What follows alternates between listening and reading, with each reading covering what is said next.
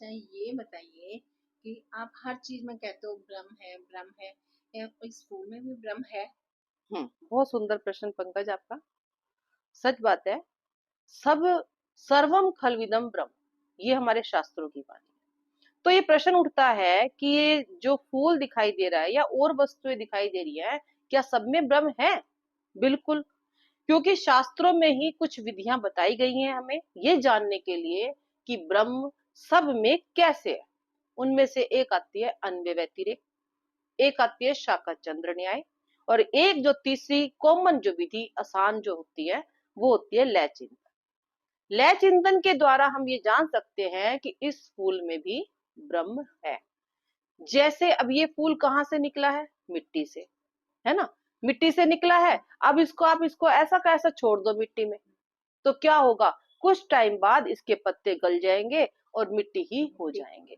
साल भर में, 2 साल में अपने आप ही मिट्टी हो जाएंगे, पता भी नहीं लगेगा कि वहां ये गुलाब का फूल पड़ा था। तो जिस तरह से ये मिट्टी हो गया, अब मिट्टी का कारण क्या है? अगर हम जैसे चिंतन की बात चल रही है ना, लय चिंतन की, तो मिट्टी का कारण क्या है? मिट्टी का कारण है जल।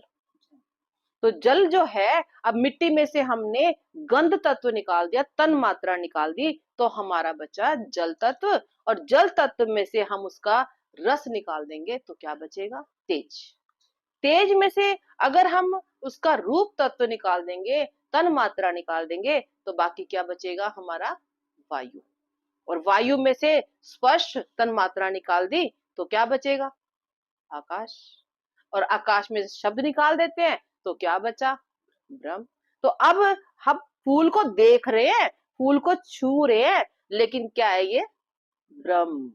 तो इसी तरह से लय चिंतन के द्वारा हम जान जाते हैं कि ये फूल फूल नहीं है, ये ब्रह्म ही है। हर चीज ब्रह्म ही हर है। चीज ब्रह्म ही है।